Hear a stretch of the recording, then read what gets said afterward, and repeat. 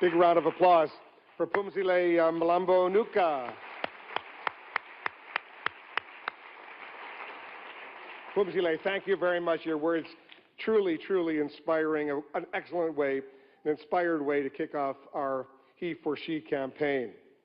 He for She, I must say, is a solidarity movement, a partnership between women and men based on a shared commitment to fight against the persisting inequalities faced by women and girls.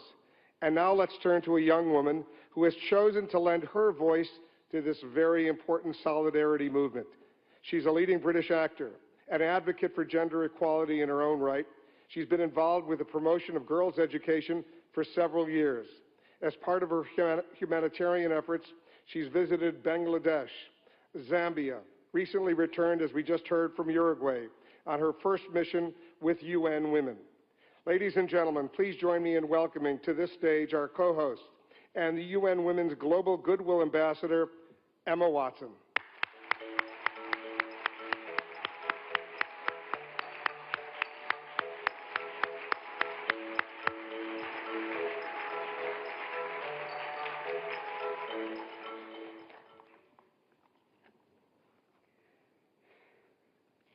Your Excellencies, UN Secretary General, President of the General Assembly, Executive Director of UN Women, and distinguished guests.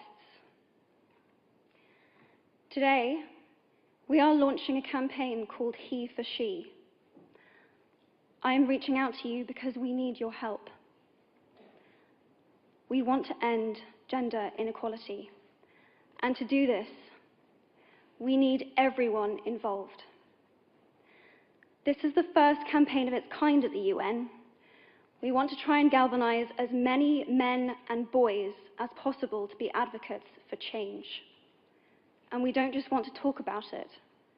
We want to try and make sure that it's tangible. I was appointed as Goodwill Ambassador for UN Women 6 months ago. And the more I've spoken about feminism, the more I have realized that fighting for women's rights has too often become synonymous with man-hating. If there is one thing I know for certain, it is that this has to stop. For the record, feminism, by definition, is the belief that men and women should have equal rights and opportunities. It is the theory of the political, economic, and social equality of the sexes. I started questioning gender-based assumptions a long time ago. When I was 8, I was confused being called bossy because I wanted to direct the plays that we would put on for our parents, but the boys were not. When at 14, I started to be sexualized by certain elements of the media. When at 15, my girlfriends started dropping out of their beloved sports teams because they didn't want to appear muscly. When at 18, my male friends were unable to express their feelings. I decided that I was a feminist, and this seemed uncomplicated to me. But my recent research has shown me that feminism has become an unpopular word. Women are choosing not to identify as feminist. Apparently, I am among the ranks of women whose expressions are seen as too strong, too aggressive, isolating, and anti-men, unattractive even. Why has the word become such an uncomfortable one? I am from Britain, and I think it is right that I am paid the same as my male counterparts. I think it is right that I should be able to make decisions about my own body. I think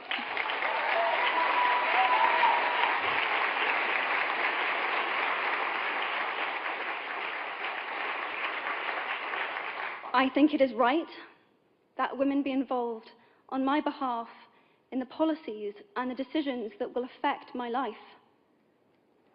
I think it is right that socially I am afforded the same respect as men.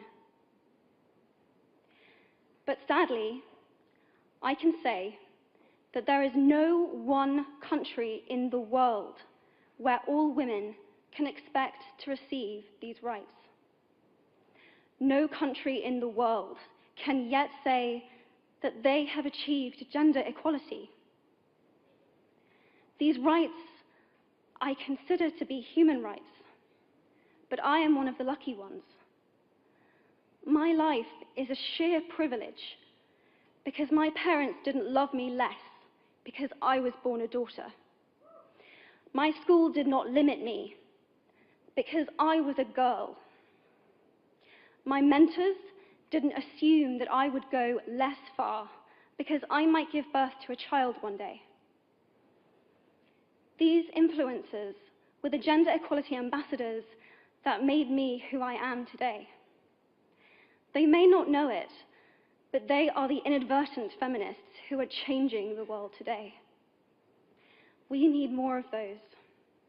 And if you still hate the word, it is not the word that is important. It's the idea and the ambition behind it. Because not all women have received the same rights that I have. In fact, statistically, very few have been. In 1997, Hillary Clinton made a famous speech in Beijing about women's rights. Sadly, many of the things that she wanted to change are still true today. But what stood out for me the most was that less than 30% of the audience were male. How can we affect change in the world when only half of it is invited or feel welcome to participate in the conversation? Men, I would like to take this opportunity to extend your formal invitation.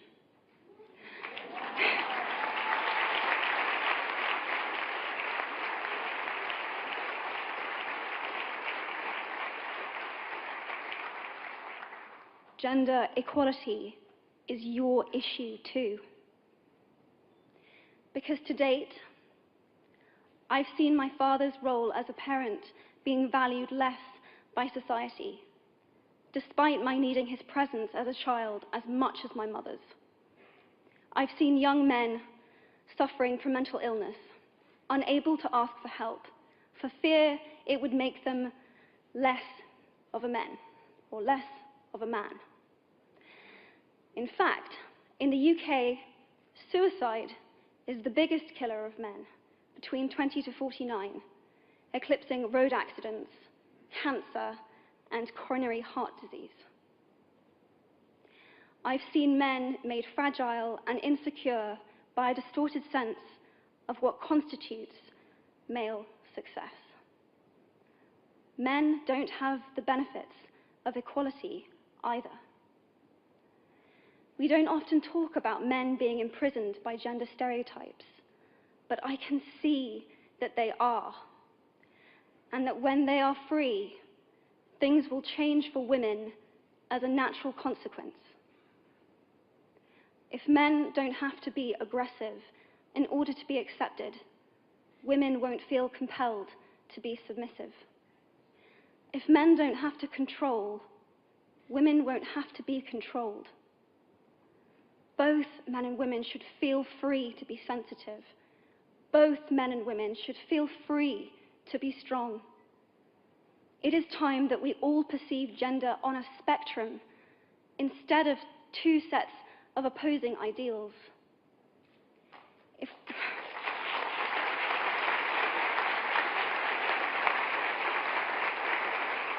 If we stop defining each other by what we are not and start defining ourselves by who we are, we can all be freer.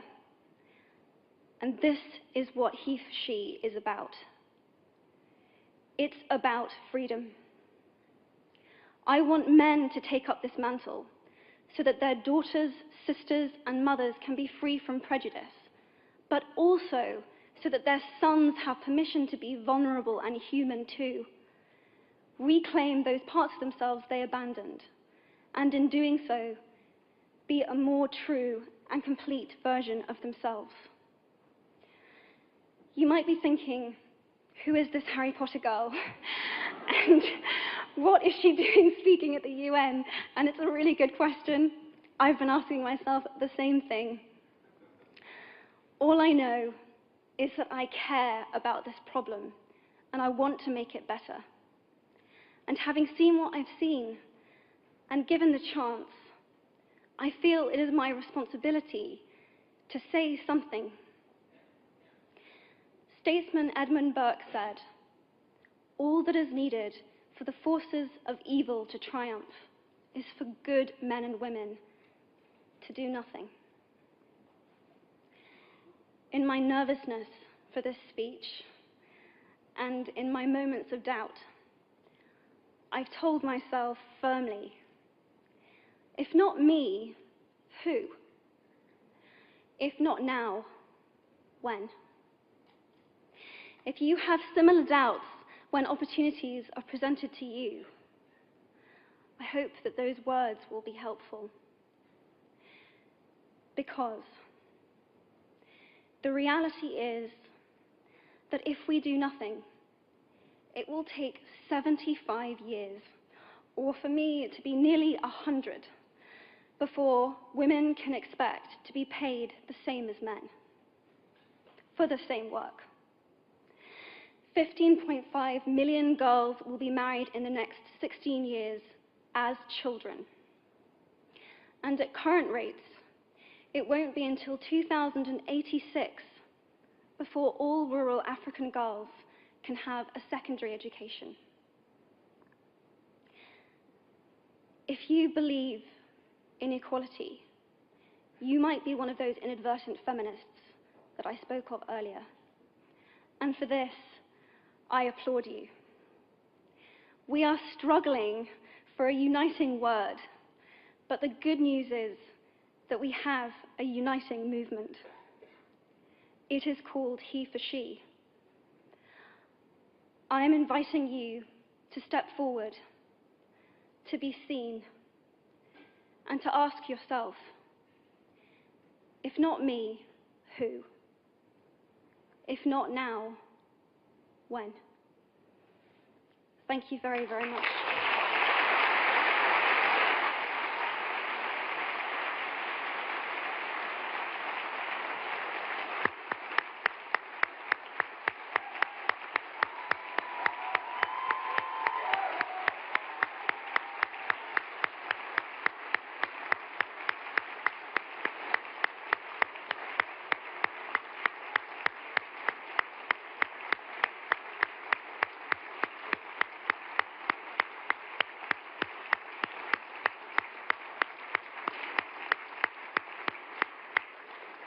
What a beautiful, beautiful speech. What a beautiful thought.